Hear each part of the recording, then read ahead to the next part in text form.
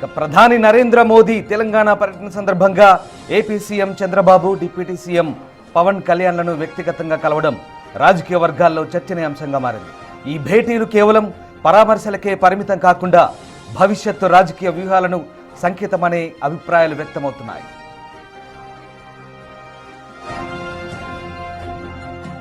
ముఖ్యంగా తెలంగాణలో వచ్చే సాధారణ ఎన్నికల నాటికి పట్టు సాధించాలని చూస్తున్న బీజేపీ ఎన్డీఏ మిత్రపక్షాలను మరింత బలోపేతం చేసే దిశగా అడుగులు వేస్తోందంటూ రాజకీయ విశ్లేషకులు భావిస్తున్నారు.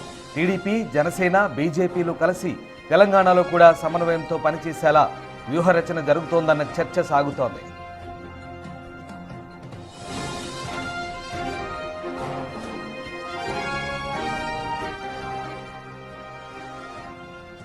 ఇక ప్రధానంగా తెలంగాణలో వచ్చే ఎన్నికలను దృష్టిలో పెట్టుకొని ఏపీ మాదిరిగా సమన్వయంతో కలిసి పనిచేసేలా వ్యూహరచన జరుగుతుందన్న చర్చ జరుగుతోంది.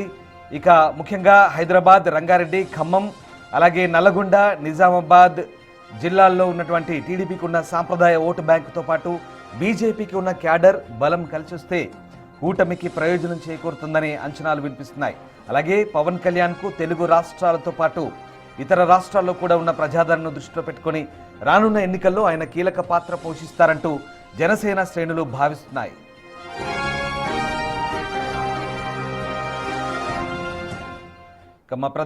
మా ప్రతినిధి రాణా ప్రస్తుతం లైవ్లో సిద్ధంగా ఉన్నారు. రాణా, నిన్న ప్రధాని మోదీ పర్యటన సందర్భంగా కొన్ని కీలక పరిణామాలు చోటు చేసుకున్నాయి. అటు చంద్రబాబు ఇంటికి అలాగే పవన్ కళ్యాణ్ ఇంటికి పరామర్శల పేరుతో వెళ్ళడం, అలాగే దాంతోపాటు కొన్ని రాజకీయపరమైనటువంటి ఊహాగానాలు కూడా వెల్లువెత్తున్నాయి. ప్రధానంగా వచ్చే ఎన్నికలను దృష్టిలో పెట్టుకొని తెలంగాణలో కూడా కూటమి బలోపేతానికి ప్రధాని దృష్టి సారిస్తున్నట్టుగా కూడా కొన్ని వార్తలు వస్తున్నాయి. ఏంటి వార్తలకు సంబంధించి ఎలాంటి చర్చ జరుగుతోంది? ప్రధానంగా ఆయా పార్టీల్లో నేతలు ఏమంటున్నారు? గత ఎన్నికల్లో ఆంధ్రప్రదేశ్ విషయానికి వస్తే మాత్రం కూటమిగా ఏర్పడ్డారు బీజేపీ కానీ, జనసేన కానీ, టీడీపీ నేతలు. సో ఈ నేపథ్యంలో అక్కడ సక్సెస్ఫుల్గా కాంబో ఉంది కాబట్టి అక్కడ దాదాపు 121 సీట్ల వరకు గెలవగలిగినటువంటి సత్తా ఉంది. సో ఇప్పుడున్నటువంటి పరిస్థితుల్లో చాలా స్ట్రాంగ్గా ఉంది. సో అదే ఫార్ములాను కూడా తెలంగాణలోకి తీసుకురావాలని కూడా బీజేపీ భావిస్తున్నట్టుగా సమాచారం అవుతుంది. ఎందుకంటే వెస్ట్ బెంగాల్ కానీ, అస్సాం కానీ ఇలాంటి పెద్ద రాష్ట్రాల్లో కూడా అధికారంలోకి వచ్చిన తర్వాత నెక్స్ట్ టార్గెట్ తెలంగాణ పెట్టుకునే నేపథ్యంలో గతంలో టీడీపీకి తెలంగాణలో భారీ ఎత్తున కూడా క్యాడర్ ఉంది, నాయకులు కూడా ఉండేటారు. దాంతోపాటు సాంప్రదాయమైనటువంటి ఓట్ బ్యాంకు కూడా చాలా వరకు ఉంది. ఇంకా క్యాడర్ టీడీపీ నాయకులు ఎక్కడైనా పోటీ చేసినా కూడా ఆ ఓటు అనేది వేస్తున్నటువంటి సందర్భాలు గతంలో కూడా చూస్తాం. 2014లో చూస్తాం, 2019లో కూడా చూస్తాం. సో 2023 సంబంధించిన విషయంలో మాత్రం టీడీపీ పెద్ద ప్రభావం చూపలేకపోయినప్పటికీ సో ఖచ్చితంగా కూడా దాని ఓటు బ్యాంక్ అనేది ఇప్పటికి కూడా అలాగే ఉంది. సో ఈ నేపథ్యంలో ఎట్టి పరిస్థితుల్లో ఈసారి ట్రిపుల్ కాంబో మరొకసారి బీజేపీ, టీడీపీ, జనసేనతో కలుపుకొని తెలంగాణలో కూడా వెళ్ళాలి. ఎందుకంటే వెళ్తే కూడా ఖచ్చితంగా తెలంగాణ రాష్ట్రాన్ని అధికారంలోకి తీసుకురావచ్చు అనేది కూడా బలమైనటువంటి దృఢ సంకల్పంతో కూడా బీజేపీ ఉన్నట్టుగా మనకు సమాచారం. దాని తగ్గట్టుగా అనేక సర్వేలు కూడా గతంలో కూడా చేశారు. దాంతోపాటు రాబోయే ఎన్నికలు చాలా కీలకం కాబట్టి ఇటు ఆంధ్రప్రదేశ్లో ఏ రకమైనటువంటి బలంగా ఉన్నారో తెలంగాణలో కూడా అదే స్థాయిలో కూడా బలంగా ఉండాలి. దాంతోపాటు ఇటు కాంగ్రెస్ పార్టీ కానీ, ఇటు బీఆర్ఎస్ పార్టీ కానీ పుంజుకునే విధానికి వారు చెక్కు పెట్టే విధంగా కూడా ఈ టీడీపీని అలాగే జనసేన పార్టీని పూర్తి స్థాయిలో యాక్టివ్ చేసే బాధ్యతను కూడా తీసుకున్నట్టుగా మనకు సమాచారం అవుతుంది. సో దాని దగ్గరగా ఇప్పుడు టీడీపీ సంబంధించిన అంశంలో చాలా వరకు కూడా నిజామాబాద్ కానీ, వరంగల్ కానీ, ఇటు ఉమ్మడి సంబంధించిన సిటీలో రంగారెడ్డి జిల్లా కానీ, మెదక్లో కానీ చాలా వరకు ప్రభావం చూపిస్తుంది. దాంతోపాటు ఖమ్మం జిల్లా కూడా మంచి క్యాడర్ ఉన్నటువంటి సందర్భం గడుపుతుంది. సో ఆ క్యాడర్ని ఇటు బీజేపీకి మలిచేలా కూడా ప్లాన్ చేస్తున్నట్టుగా మనకు సమాచారం అవుతుంది. దాంతోపాటు గత 2 ఎలక్షన్స్లో జనసేనతో పొత్తు పెట్టుకున్నప్పటికీ ఆశించిన స్థాయిలో ఎక్కువ సీట్లలో జనసేన పోటీ చేయనప్పటికీ కొన్ని ప్లేసులకు మాత్రమే ఇటు పవన్ కళ్యాణ్ కూడా ప్రచారం చేశారు.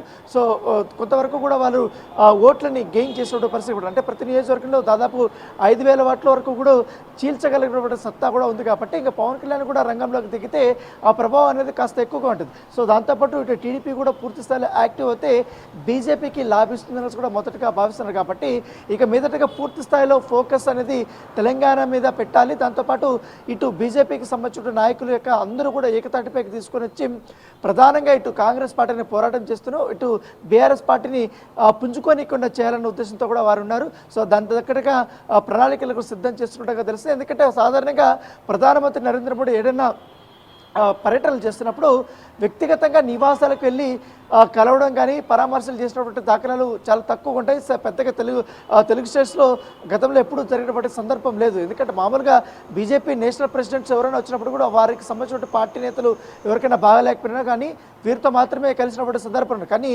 ప్రధానమంత్రి హోదాలో ఉండి నిన్న ప్రత్యేకమైనటువంటి భేటీ జరిగింది. ఎందుకంటే నిన్న చంద్రబాబు నాయుడుతో గంట పాటు కూడా ఆయన సమావేశం నిర్వహించారు. దాంతోపాటు ఇటు పవన్ కళ్యాణ్తో 20 నిమిషాల పాటు కూడా ఆయన కుటుంబ సభ్యులతో చాలా సరదాగా కలిపారు. దాంతో యోగక్షేమాలు కూడా కనుక్కున్నారు. సో దీనివల్ల కూడా మొత్తం కూటమి బలోపేతం మీద ఇంకా స్ట్రాంగ్గా ఉన్నారు వీళ్ళు.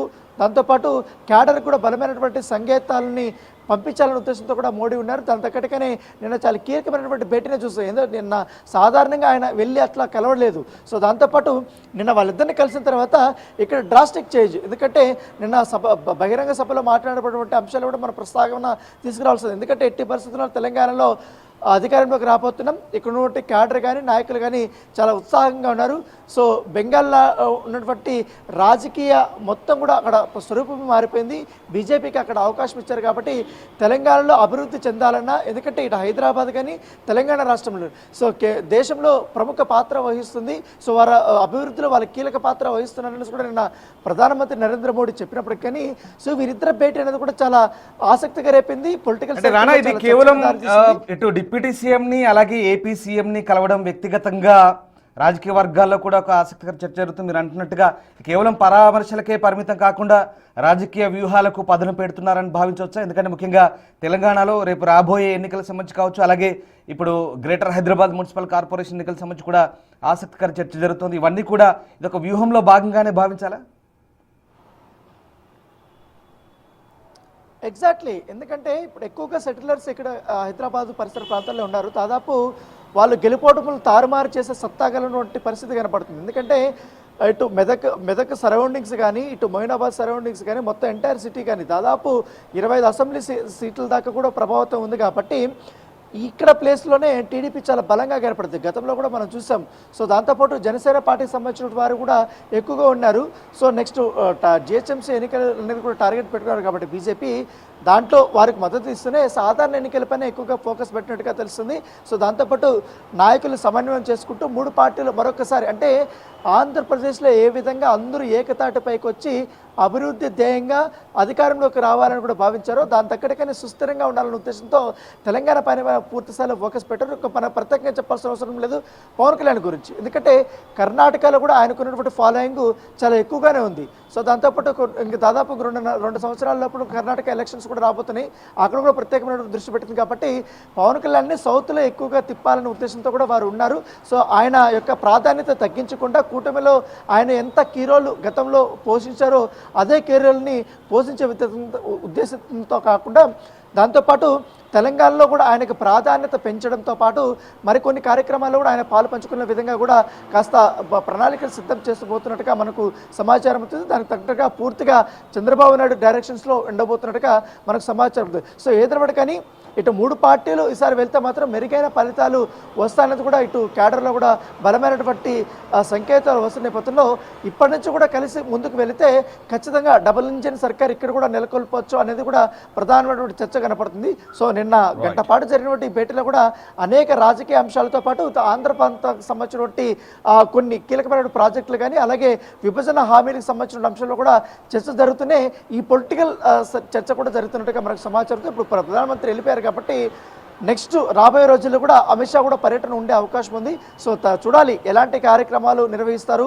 నిజంగానే పొలిటికల్ సర్కిల్లో చర్చ జరుగుతున్నట్టుగా బీజేపీ, జనసేన, ఇటు టీడీపీ పార్టీలు తెలంగాణలో కలిసి పోటీ చేసి అధికారంలోకి వస్తాయా లేకపోతే ఏ రకమైనటువంటి వ్యూహాలతో ముందుకు వెళ్తారనేది కూడా రాబోయే రోజుల్లో మనం వేచి చూడాల్సిన అవసరం ఉంది. Right Rana, thank you very much, thanks for the update. So మొత్తం మీద ప్రధాని మోదీ నిన్నటి హైదరాబాద్ పర్యటన ఆసక్తి రేపుతోంది.